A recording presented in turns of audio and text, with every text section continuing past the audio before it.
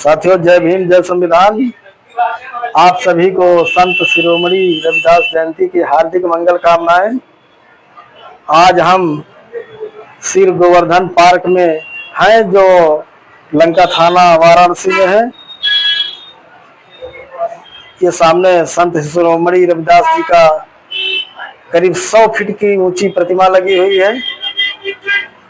तो आइए यहाँ से संबंधित जानकारी उपस्थित भीड़ में से लोगों से लेते हैं।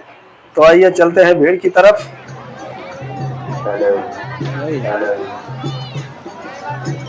सर, आप कहाँ से आए हैं? मैं जो है बिहार प्रदेश के वैशाली डिस्ट्रिक्ट। जी जी जी।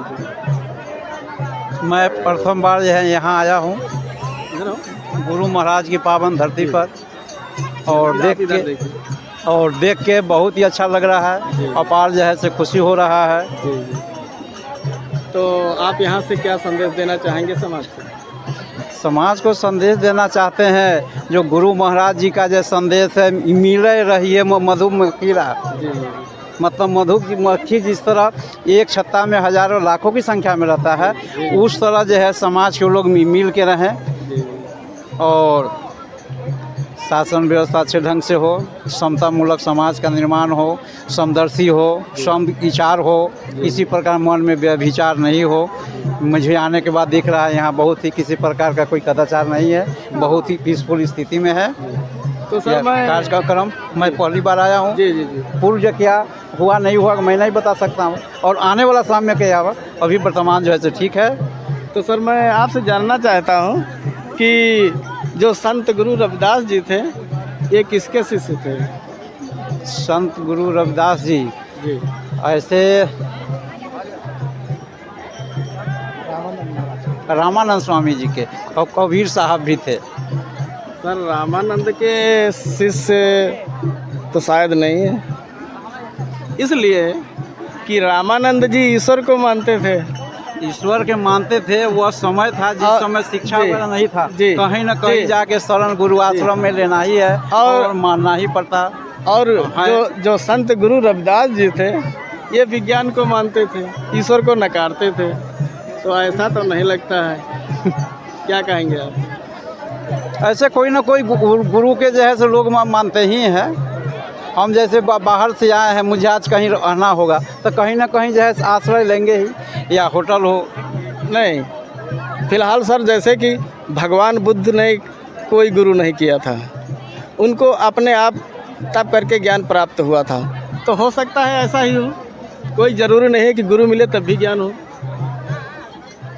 और तो वो समय तो शिक्षा व्यवस्था था नहीं, कोई विद्यालय वगैरह में जो है गए नहीं, शिक्षण संस्थान जो भी था इस वंचित जो है बहुजन समाज के लिए नहीं था, उच्च वर्गों के लिए था।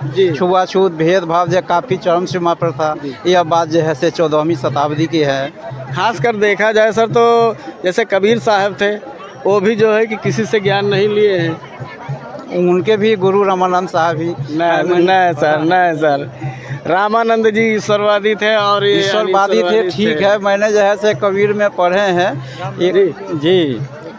कोई जरूरी नहीं है कि सर लिखा पढ़ा सत्य हो। रामानंद साहब जो है से गुरु थे। एक दिन की घटना है जी, आपके जगत गुरु महाराज कबीर साहब और रामानंद स्वामी साहब, थोड़ा और करीब आ जाइए। अंधेरी था रात जी। अंधेरी रात में मुहूर्त काल में लोग साधु महात्मा लोग स्नान के लिए जाते हैं जी। उसी प्रकार रामानंद साहब भी जो है से जाते थे जी। और जगत गुरु कबीर साहब का इच्छा हुआ तो हमको गुरु से कहीं ना कोई नहीं है दीक्षा लेनी चाहिए।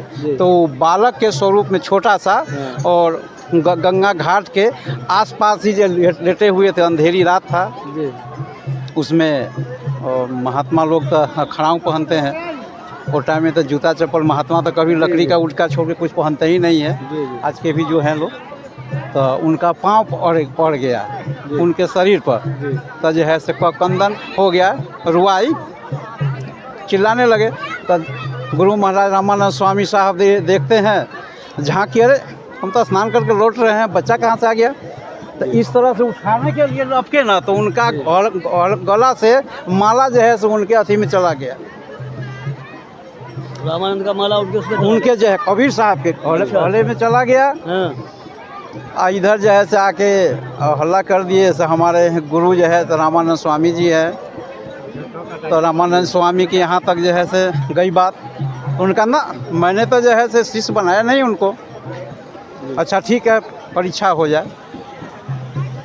तो रामानंद स्वामी साहब और भी कुछ लोग गांव के गए चलिए वहाँ आश्रम पर जाते हैं। चलिए बहुत बहुत धन्यवाद आश्रम आपका। पर जाते हैं और बालक जो है जब था ना जिस तरह लेटे हुए थे उसी अवस्था में उनके आश्रम में पड़े हुए थे जगत गुरु कबीर साहब जी। तब पहचान लिए एवं प्रकार से उनका जो है से गुरु शिष्य जो ये कहानी सत्य न